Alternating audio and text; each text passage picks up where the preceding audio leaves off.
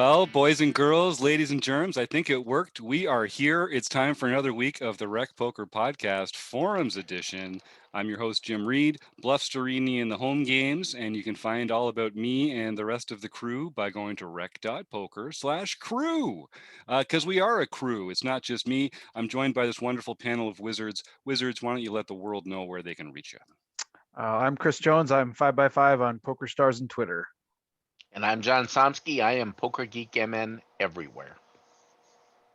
And I'm Rob Washam, and I'm Radman50 everywhere. And they are part of the team that brings this to your ears every week. The rest of the team is our fantastic sponsors, website AMP and Running Aces Hotel, Racetrack, and Casino. So normally, I would say every week, we are fighting against each other in the Rec Poker nightly home game, but we're actually recording a little early. So we're not stealing chips from anybody right now. We're going to have to wait for a future episode to be stealing chips from each other. But just like every week, we are going to take one forum post from the Rec.Poker forums and examine it here amongst the group. So every once in a while, we like to let Chris choose a forum post of his own. We rolled the dice. This was his birthday month. So Chris, we get to talk about a theory question post because I know you've been getting the solver out and burying yourself in the lab. So tell us a little bit about what made this interesting to you. Yeah, so I've been playing around with the solver subsets, which if you don't know what a subset is, it's basically a bunch of representational flops that you can look at. So it'll look at, like a paired board, a monotone flop, all low, all Broadway, ace high. It'll kind of look at some representational flops so that you can get an idea of like how you might play across an entire range and an entire range of flops. And so one of the things, a lot of the things that I've been finding as I did this, number one is it takes like 22 hours for my computer to churn through all these. But the other thing that I came up with something that actually has had me scratching my head, and I wanted to sort of post it as a forum question. So basically, the scenario is pretty simple. We're dealing with a hijack open and a big blind defend. And we go to a flop and the big blind is checking and we're in the hijack spot. And I gave the solver the option to go open 30% pot.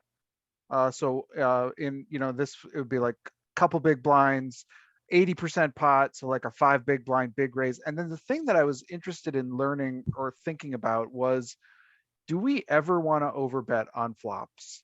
And so I gave it the option to do 125% or about an 8 big blind raise into a 6 big blind pot. And so I ran those simulations at short stacked, medium stacked, and deep stacked. And the one that I'm really curious about is, so we're talking deep stacked play. We're in the hijack. We've opened, we've been called by the big blind. We've got 100 big blinds effective. And there were some flops that came up where the solver really wanted us across a huge portion of our range to do these overbets. The flop that it wanted it the most of all the flops that there were 55 different flops in the scenario, and the one that it wanted us to do this the most was 10 of diamonds, 8 of hearts, 5 of clubs. And that meant it wanted us to go to this sizing 76% of the time. That includes our checking range. That includes all the other sizing. That's a lot. It's a lot, right? That's a big proportion of all the available actions.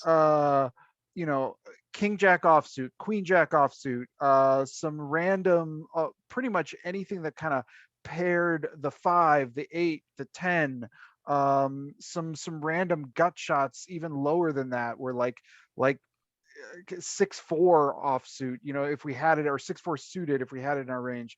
So it really kind of threw me a little. And there were some other flops that were like this. Some other ones that it liked it liked the 10-8-5. It liked the rainbow better, but it liked it when it even had a flush draw. So it had, when it was 10 of diamonds, 8 of hearts, 5 of diamonds. It liked another one when it was 9-7-4. There's some of these similar kind of like not quite full like straighty, but sort of low, no broadways. And it really likes this overbet on the flop. And I'm curious if you've ever done this, because I never have. And B, why you think when we're deep stacked, why you think that the solver is seeing on these kinds of flop types is really pushing us to think about this kind of sizing. The only thing that jumps out at me, and I have no idea, and I am not solver savvy. I work with a lot of different programs and software, but I haven't dipped my toe into solvers as much as some of these guys. But 10-8-5 strikes me as the kind of board that the big blind's going to have a piece of it quite a bit, but the in-position player is still going to have a better hand most of the time. And so it feels like that's going to be a spot where you're going to see like ace 10 come up against queen 10. You're going to see like jack 8 come up against, I think the in position player is going to have better kicker. The out of position player is not going to know as clearly whether they're ahead or behind. So again, just spitballing, I think it would be maybe beneficial to the in position player to be playing a bigger range most of the time, because when their hands do line up, they get a chance to make a little more money. Yeah, and I'll just say also, like Kim mentioned in the chat, how often do we check back on this flop? And so I would say right here that my default on a flop like this, on a 10-8-5 flop, is to have a broader checking range, but the solver really didn't like that. I mean, it was only checking back about 10 to 12% of hands.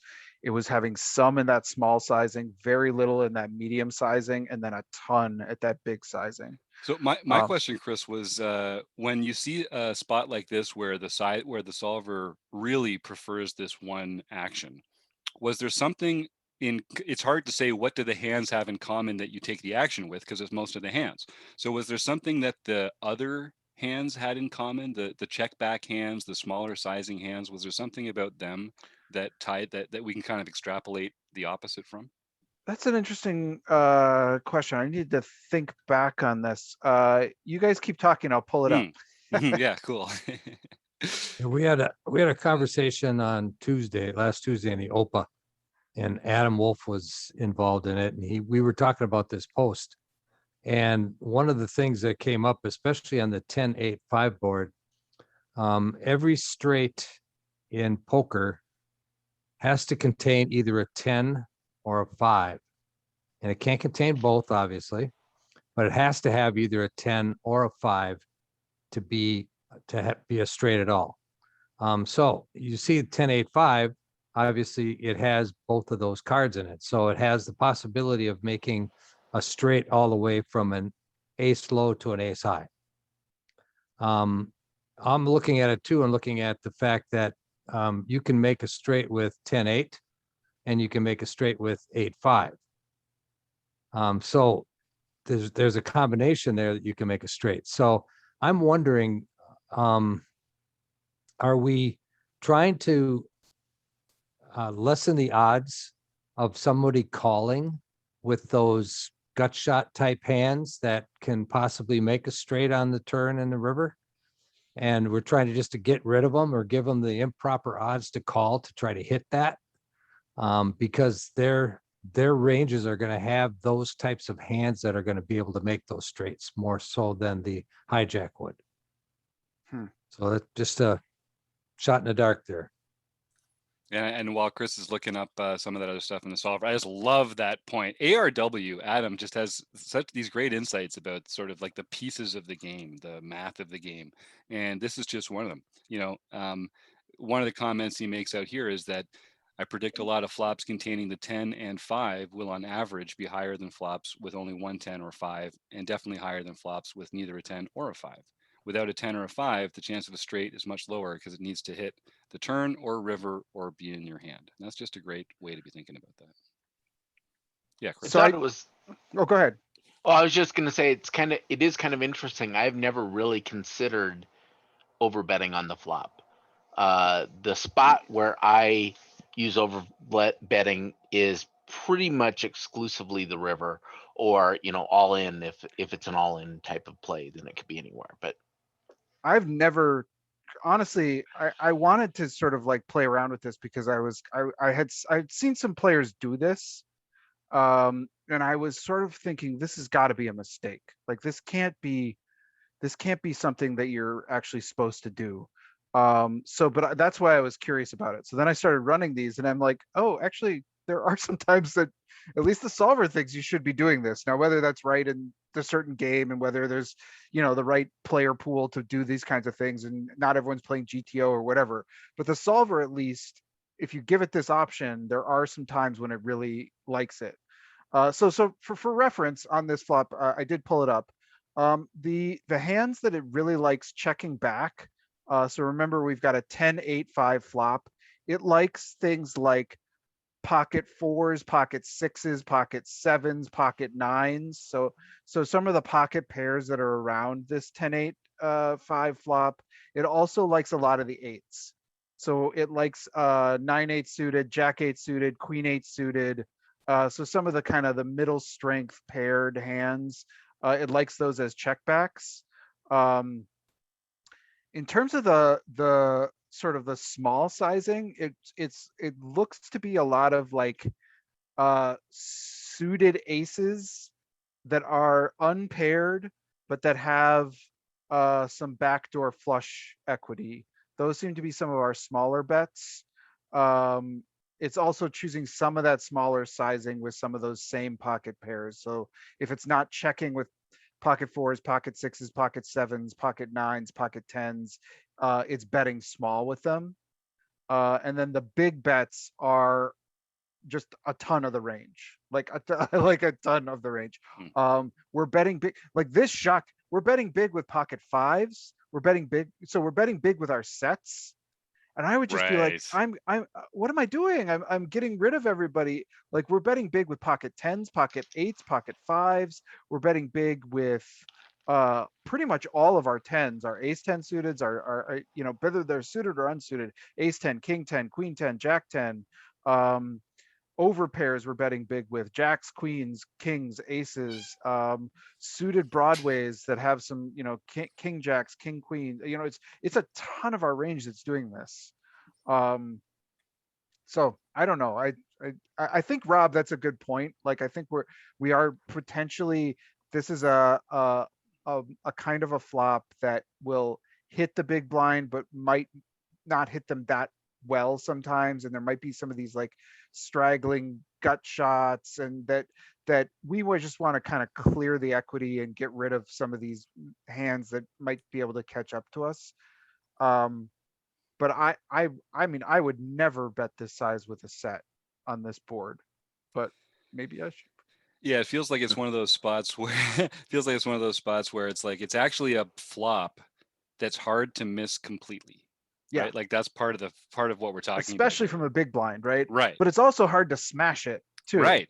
And so maybe those are the kind of boards where it's like where the big blind is always going to have a nibble, but not a big piece. Yeah. Maybe those are ones where we want to size up.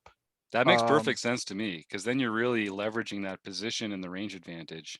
So I can see that kind of like it's consistent with the rest of that strategy. So I do like that. Because when somebody does, if you're sitting there if you even have like a hand like, it's 10-8-5, if you have like 9-7 or jack 9 and somebody over bets the flop, I mean, what do you're kind of sick to your stomach now. Yeah, I mean, because I don't even know what the proper response then is from a big blind in that spot, although I could tell you. Now, and when you guys are in a spot like that, like Chris, you were saying, like, I can't believe they're big betting their sets here, for instance. And I think that's like, we think about these ranges and we're like building out the ranges and we're like, okay, I want to be able to make big bets with my sets. So how am I going to balance that with the rest of this? Or you say, okay, I want to be able to bluff big. So how do I get some value hands in that sizing instead? Is there a way, and I'll throw it to anybody, but Chris, as the person who's kind of putting this together, how do you approach that kind of spot? I know in this case the solver's kind of telling you, but I kind of feel like I'm always looking at spots where, it's hard to get paid here as a value bet. So I should be reverse engineering a bunch of bluffs into here, or Mhm. something like that. So Mhm. do you think they're giving this big sizing because it favors the value part of their range, or do you think they're choosing this big sizing because it favors the leverage that you get from being able to play big bets out in position? You know what I mean? Like, which way are they balancing it? Are they balancing it up so that you can play your value hands with big bets, or are they balancing it so that you can bluff on boards like this? I mean, it looks like it's a really big mix of our very strongest hands, um mixed with a lot of our kind of weaker hands that have some bit of equity. And that kind of like that distribution makes sense, right? And I Right. think what's interesting But about it's this the is that they're so scale of it. wide. It's the Yeah, scale they're of it so, that's yeah. shocking to me. Like I would if you said, well, I'm going to do this with all my sets and maybe some like high equity draws or something like that, I'd be like, okay, yeah, good, go for it. But like, like I don't know. Because I, they're doing I this with a lot of their like paired fives and stuff too, right? Like their I bottom would be pair hands. terrified to do this with like Queen Jack offsuit, Right. right? Like when they call me, what am I? Oh my God! I guess I got two overs. I've Yeah, got but like Queen Jack offsuit seems like to me that's like a good candidate for it. But like some of these other choices, like I wouldn't put like ace five or like king five or whatever in that yeah. overbet size there, because No, it loves ace four suited. It's almost exclusively doing a massive overbet with. dirty. I love it. Does it seem to be kind of a polarized range that they're doing the overbets with? I I mean, mean, of your yes. whole range, It's like I don't know how you can when it's like 76% of hands, it's So hard to yeah, there's start. I just a mean, it's gap like in the middle. it's a lot of pole and not much in the middle, right? Yeah. Well, that makes sense. So it must be something about, I think, well, this is going to sound stupid, but like, yeah, duh, there's something about that board texture, right? So, I really like that point about ARW, about the propensity for straights and that Hmm. sort of thing. And it does Hmm. make me think there's something about it that just makes it intrinsically, Well, and I suppose yeah. the other thing that's interesting about a board like this is that although it has a lot of like potential scary turn cards, it is very hard to have a very strong hand right now. Like Mm, there are no straights, there are no flushes, there are no. So when we do this kind of bet, we are taking advantage of people who are really trying to like on, right? And so I think we're able to get a lot of folds. yeah. Um and then when we are called, we have those strongest hands in our range so that we can withstand people calling us and seeing those scary turns, I guess. So we do it with our pocket tens and pocket eights and pocket fives too.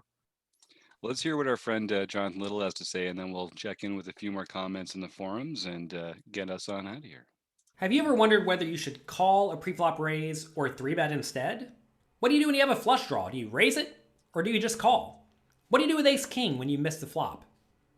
Are you tired of guessing about what the right play is with your particular hand? I'm so tired. Well, my of name this. is Jonathan Little, and I am a 2-time World Poker Tour champion and creator of PokerCoaching.com, where we offer over 1,000 interactive hand quizzes where you play a hand and then get real-time feedback from our world-class pros.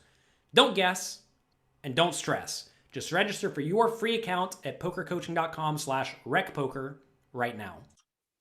So there's one comment in here from Jamel, who's a very prolific poster in the forums, and he talks a little bit about sort of the theory of betting and sizing, and how in most situations we have kind of a choice on a spectrum, if you will, between c betting small with 100% of our range and deploying our range advantage and our positional advantage, or to make a polarized large bet with more overbets the deeper we are. And this is going to be with us we would think normally with a smaller frequency, and that's why the bet's going to be bigger, and also because of the way that we're going to balance it with bluffs and value. And I think the point that Jamel makes here, which I really like, is that in practice, the smaller C bet's easier to implement because you get to have sort of a wider range that you're playing it with. You don't have to worry about your check back range as much. It's sort of like a little more kind of cookie cutter textbook approach to it. And I think that's probably true for a lot of cases. But what Chris is drawing on here is that there are kind of some of these flops that have kind of an intrinsic value that means that you should think about sizing a little differently. And half the game is going to be using tools like solvers to kind of find what are these interesting flops, what are the textures, what are the properties that make them interesting. The interesting thing about solvers, and if you think about why no one's talked about this before, or why we haven't heard of this type of strategy before, is a lot of people in the solvers wouldn't even put in 125% to as a solve. So this is like throwing a new a new dynamic at it that it doesn't normally see. I mean, people don't normally put that in. You put in what you normally see in a game, and what you normally see in a game is not 125% C bet. Right. So And I wonder would how many other never- of these types of things we don't know about that we're missing out on because we're not giving the solver all the different options. I would never consider this if I hadn't started seeing it happen to me. And the other thing that I think is really interesting, so this is completely unrelated and obviously going to get us down a rabbit hole, but I've been watching have you ever watched the Inside the Mind of the Pro series that Winamax puts out? It's a YouTube series. It's really good. They follow one player through a tournament and they talk about their thinking and they film all their hands. But so they were just filming the French player Romain Lewis in a Caribbean poker tournament. And it was interesting. He kept in multi-way pots when there were when it was a paired board, he kept leading out for one big blind because he was, and it was really interesting because it puts so much pressure on everybody and it's such a chicken board where you either have it or you don't. And if somebody's not going to let you, if it was like, say, a Jack 6 board, they're not going to let you get by with calling that one big blind. They want more money to go into the pot if they have a jack. So he knows immediately after that flop whether any of his opponents have a jack, and he can play the rest of the hand in a really interesting fashion simply by making that one big blind bet on that paired board because it's multi-way. And that's the kind of stuff that I think is really fascinating to think about. All these kind of like ways that maybe when we're thinking about the game, we're not taking some of these things because we've just never thought about it before. And yeah, I'm really curious about those kind of spots. Yeah, and we talk a lot about sizing and how you can sort of contort your opponent's range using different sizing, and how, you know, if you can leverage the same actions with a smaller size than with a larger size, sometimes that's advantageous. We don't really talk about it enough about how opponents cap their range in response to these micro bets, because unless they're really leveling ahead enough that they're balancing their response to your micro bets, then that does really give you some insight, at least into kind of like the general kind of buckets that their hands could be in. And as Chris is saying, if you can tell that you don't have a jack on a Jack 6 board, that is some helpful information that you might be able to refer to later in the game. There are these, I think that what I think is interesting here is that I think there are ways that we want to play pretty, there are some really like standard ways that we play, and we don't want to get too out of line, but I think there are some flops and scenarios where we want to have these sort of really small bets or really big bets in our arsenal, and we want to kind of not just pull them out randomly, but maybe start to understand why they're effective. And so like in a multi-way pot, when it's a paired board, that could be a spot where we do that because we get some information from our opponents. On a board like this, that's sort of like kind of like you know, where the big blind has something but they can't have the goods very often, that might be one where we want to bet big in position. And so learning those kind of like things can be really helpful, I think. And we love taking these little general rules and being able to extrapolate out from that. So that's a perfect little piece for the puzzle here. We've got one last question from, I think it's Kim in the chat here saying, do we call this a neutral board? Feels pretty neutral. I mean, again, there are factors, like there's nuts advantage, there's equity advantage. Like it's not. I would call this a neutral board. What do you guys think, team?